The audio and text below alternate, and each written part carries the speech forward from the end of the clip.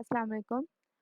Today we are going to study about simple lipids. Simple lipids are esters of fatty acids with alcohol. हमने fatty acids और alcohols के बारे में dry lipids के topic में study किया था. In case of simple lipids, there can be two types: natural neutral fats or waxes. ठीक है. If it is a neutral fat, then the alcohol is glycerol. Glycerol is a 3 carbon chain which has 3 hydroxyl group on it. Trihydric alcohol का नाम भी हम इसको देते हैं. And in case of waxes the alcohol is a higher alcohol, like जो carbon की chain है that will be a longer chain and only 1 hydroxyl group will be present in that alcohol. Okay. If we are talking about neutral fats are also called as triglycerides or triacyl glycerol. इसमें जो आपकी main alcohol है that is a glycerol molecule. Glycerol molecule को अगर आप गौर से देखें तो इट्स अ 3 कार्बन चेन जिसमें हाइड्रोक्सिल ग्रुप की जगह रिप्लेस होके एक फैटी एसिड आके अटैच हो गया है which we are calling as an ester. ठीक है. अच्छा, so the basic definition of triglyceride or triacyl glycerol is neutral fats are all tri-esters of trihydric alcohol. Alcohol भी हाइड्रिक है और तमाम अल्कोहल्स रिप्लेस होके जो ईस्टर्स फॉर्म कर रही हैं that will be called as a triester. ठीक है. ग्लिसरॉल के साथ ये जो फैटी एसिड आके अटैच होगा that can be of different types. R1 आपके पास कि डिफरेंट लेंथ का फैटी एसिड हो सकता है. ठीक है. 16 कार्बन का भी हो सकता है, 18 का भी हो सकता है, 20 का भी हो सकता है. Any fatty acid can be present in this group. But R1, R2 and R3 जो है वो आपके फैटी एसिड्स होंगे. ये जो आपका बेसिक स्केलेटन है which is not coloured, it will remain same, और ये जो कलर्ड पोर्शन है दैट में चेंज. ठीक है. अच्छा, R1, R2 और R3 फैटी एसिड चेन को रिप्रेजेंट कर रहा है और जो कि सेम हो भी सकती है और सेम नहीं भी हो सकती. ठीक है. अगर मोस्ट ऑफ द टाइम जो हमारी R1, R2 और R3 है most of the time they are same type of fatty acids, but ये ज़रूरी नहीं है. ठीक है. अच्छा, now when we talk about the structure of triacyl glycerol के स्ट्रक्चर में एक बहुत इंपॉर्टेंट चीज़ है, स्टीरियोकेमिकल नंबरिंग सिस्टम इसमें यूज होता है. What is an stereochemical numbering system? जब हम किसी कंपाउंड को फिशर प्रोजेक्शन में ड्रॉ करते हैं, फिशर प्रोजेक्शन आपने कार्बोहाइड्रेट्स में और अमाइनो एसिड्स दोनों में हमने इस प्रोजेक्शन के बारे में पढ़ा था. सो इन केस ऑफ लिपिड्स आप जो आपकी 3 कार्बन की अल्कोहल है उसमें तीनों कार्बन्स को आप वर्टिकली ड्रॉ करेंगे. जो बीच वाला कार्बन है उसमें आपका hydroxyl group will be on the left side. When hydroxyl group is on the left side the fatty acid will be also attached on the left side. और बाकी जो आपके दोनों फैटी एसिड्स हैं on upper carbon and the lower carbon वो दोनों जो है वो राइट साइड पे आके अटैच होंगे. ठीक है. अच्छा, ये आपका हो गया इसका फिशर प्रोजेक्शन. ठीक है. when we have drawn the molecule in Fisher projection, अब इस सिचुएशन में जो ऊपर वाला कार्बन है that is termed as carbon 1 और ये जो नीचे वाला कार्बन है that is termed as carbon 2. why the first carbon is called as carbon 1, the second carbon is carbon 2 and the lowermost carbon is called as the carbon number 3. ठीक है. why this numbering is important? जब हमारी body में different enzymes किसी glycerol के molecule के ऊपर act करते हैं, those enzymes are specific for the positions. ठीक है. जब फॉर एग्जांपल जब फॉस्फेट ग्रुप ऐड होना होता है किसी ग्लिसरॉल के मॉलिक्यूल में, when glycerol phosphate is being formed, तो ग्लिसरॉल फॉस्फेट जो है वो इस वाले कार्बन के ऊपर भी आके फॉस्फेट ग्रुप अटैच हो सकता है, इस पे भी हो सकता है और इस वाले कार्बन पे भी अटैच हो सकता है. But in our body the glycerol phosphate is always form on this position. ये जो कार्बन नंबर 3 है जो हमारा लोअर मोस्ट कार्बन है, हमेशा फॉस्फेट ग्रुप आके इसी कार्बन पे अटैच होता है, विच सेज कि जो कार्बन 1 है और कार्बन 3 है they must have some differentiation.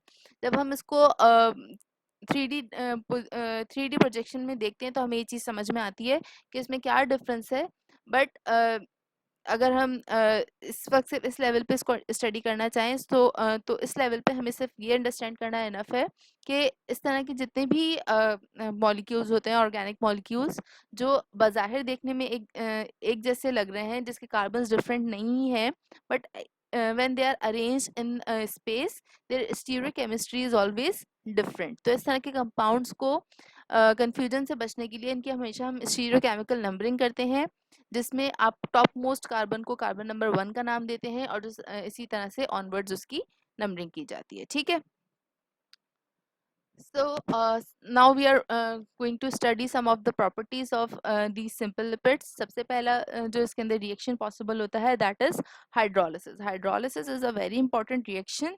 जब भी हमारी body में dietary constituents body में absorb होते हैं, first of all they undergo hydrolysis. ठीक है, जब भी हम कोई कार्बोहाइड्रेट बेस्ड डाइट लेते हैं या प्रोटीन बेस्ड डाइट लेते हैं या लिपिड बेस्ड डाइट लेते हैं, all of those diets are simplified to their constituents. For example, अगर कार्बोहाइड्रेट्स हैं तो वो हाइड्रोलाइज होके ग्लूकोज के में कन्वर्ट हो जाएंगे, प्रोटीन्स हैं तो वो हाइड्रोलाइज होके अमाइनो एसिड्स में कन्वर्ट हो जाएंगे, और अगर वो लिपिड्स हैं they will be hydrolyse to their basic fatty acids and alcohols. ठीक है. So hydrolysis of fats can be carried out by many ways. अगर हम बॉडी से बाहर इसकी बात करें तो सुपर हीटेड स्टीम में अगर हम किसी फैट को रखें, it will be hydrolysed. It can B hydrolysed bye effect of acids और अल्कलीज.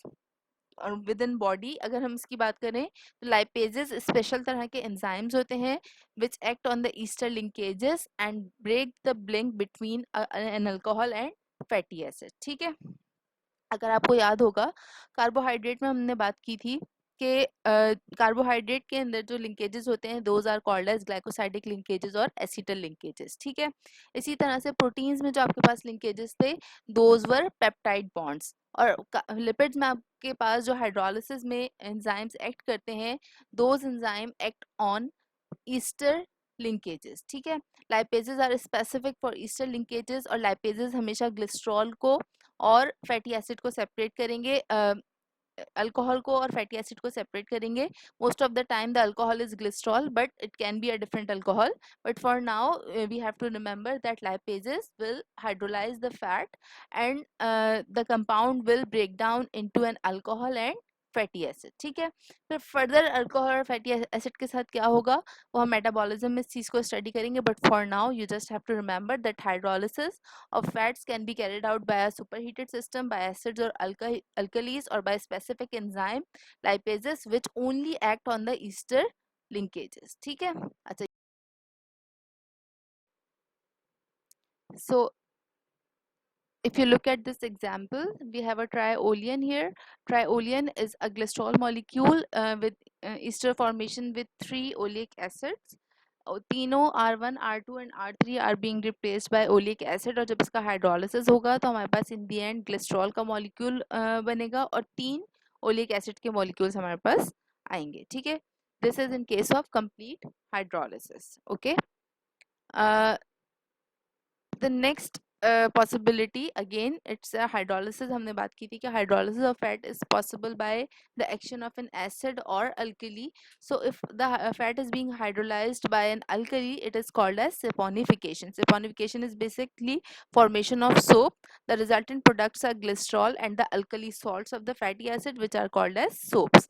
अगर हमारे पास the same triolein structure हमारे पास present है जिसमें glycerol का molecule और oleic acid present था, it will react with 3 molecules of an alkali और उसमें वाटर का मॉलिक्यूल रिलीज होगा. हमारे पास अल्कोहल फॉर्म होगी प्लस जो ओलिक एसिड है it will form a salt. Why it will form a salt? क्योंकि हमें पता है कि जो एसिड और अल्कली है they always form salt and water by their neutralisation reaction. ठीक है. तो हमारे पास जो ओलिक फैटी एसिड रिलीज होगा, for example in this case ये जो हमारे पास फैटी एसिड रिलीज होगा, this fatty acid will react with the alkali और अल्कली के साथ रिएक्शन के बाद इसमें हमारे पास एक सॉल्ट फॉर्मेशन होगी विच हैज सोपी नेचर. ठीक है. अच्छा. another reaction which is possible in fats, अगर हमारे पास unsaturated fatty acids present हैं तो unsaturated fatty acids and exhibit all additive reaction, for example hydrogenation, halogenation etc. तो जो भी हमारे पास unsaturated fatty acids present होते हैं न्यूट्रल फैट में उनमें हाइड्रोजन भी ऐड की जा सकती है और हेलोजिनेशन भी इसके अंदर पॉसिबल है. Halogenation means the addition of chloride, bromide and fluoride. ठीक है. Fats very rich in unsaturated fatty acids such as linseed oil undergo spontaneous oxidation at the double bond forming aldehyde, ketone and resins which form transparent coating on the surfaces to which the oil is applied. These are called drying oils and are used in the manufacture of paints and varnishes.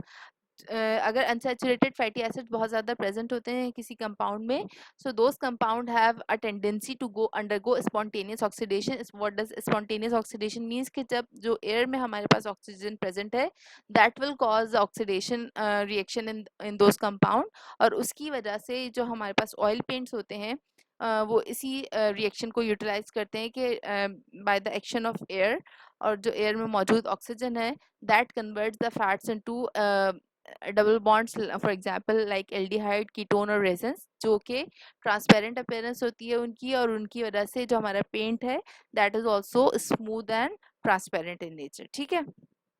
Now the next reaction is uh, basically rancidity is a property of fat. Rancidity is the unpleasant odor and taste developed by most natural fats on aging, and it is called as rancidity.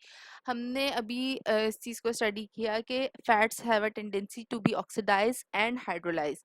ये जो oxidation और hydrolysis है, both of these are very common, क्योंकि हमारी जो atmosphere है उसमें oxygen भी बहुत अबंडेंटली प्रेजेंट होती है, और साथ में मॉइस्चर भी हमारे पास फ्रीली अवेलेबल होता है। So both of this reaction में both of this oxygen and moisture may cause the fat to be hydrolyzed and oxidized, जिसकी वजह से उसकी नेचर चेंज हो जाएगी, और चेंज होने का बहुत सारे फिजिकल केमिकल नेचर चेंज होने के साथ साथ उसकी फिजिकल अपीयरेंस में भी चेंज आएगा, उसका कलर चेंज हो जाएगा, उसका टेस्ट चेंज हो जाएगा, उसकी स्मेल चेंज हो जाएगी। All of these changes will be termed as rancidity. Okay. Now we have some important numbers with describe fat, और उनकी आइडेंटिफिकेशन के लिए ये चीज़ें बहुत ज़्यादा इंपॉर्टेंट होती हैं। आइडेंटिफिकेशन ऑफ फैट्स और ऑयल्स की में आप अगर आप चैटर्जी से इस चैप्टर को पढ़ेंगे तो इसमें आपके पास बहुत सारे वैल्यूज़ दी हुई होंगी, आप उन सबको रीड करें। उनमें से कुछ वैल्यूज़ मैं आपको एक्सप्लेन कर रही हूँ और कुछ आपने खुद रीड करनी है। दोज आर जस्ट डेफिनेशंस, आप उसमें बहुत ज़्यादा समझने का कुछ नहीं है। जब आप बायोकेमिस्ट्री के प्रैक्टिकल्स अगर लिपिड्स के ऑलरेडी आपने परफॉर्म किए हुए हैं या नेक्स्ट आपको पढ़ाए जाएंगे तो उसमें आप ये चीज़ें डिटेल में पढ़ लेंगे। So we are not going to duplicate these things in theory. मैं आपको just briefly in saponification, acid number और आयोडीन नंबर, इनके बारे में ब्रीफली मैं आपको बता रही हूँ। ठीक है। सो सेपोनिफिकेशन के रिएक्शन के बारे में हमने पढ़ा था। Saponification is basically hydrolysis of fats by the action of an alkali. ठीक है। So what is a saponification number? एक specific amount, the number of milligrams of potassium hydroxide required to saponify the free and combined fatty acid in 1 gram of a given fat is called its saponification number. ठीक है। Saponification number को हम किस तरह से lipids की identification के लिए यूज़ करते हैं? सबसे पहली चीज़ जो सपोनिफिकेशन हमें नंबर हमें बताता है वो ये बताता है कि किसी भी फैट्स के अंदर लॉन्ग चेन फैटी एसिड ज़्यादा प्रेजेंट है या शॉर्ट चेन फैटी एसिड ज़्यादा प्रेजेंट है। How do we know that? कि अगर शॉर्ट चेन फैटी एसिड ज़्यादा हैं तो short chain fatty acid means कि 1 ग्राम फैट में बहुत सारे short chain fatty acids present होंगे। ठीक है। और अगर हमारे पास लॉन्ग चेन फैटी एसिड्स हैं तो वो ज़्यादा हैवियर होंगे, तो 1 ग्राम ऑफ फैट में लॉन्ग चेन फैटी एसिड्स कम होंगे। इस चीज़ को आप इस तरह से अंडरस्टैंड कर सकते हैं कि अगर हमें 1 ग्राम कोई चीज़ खरीदनी है और वो छोटी है तो वो हम बहुत ज़्यादा क्वांटिटी में ख़रीद सकते हैं।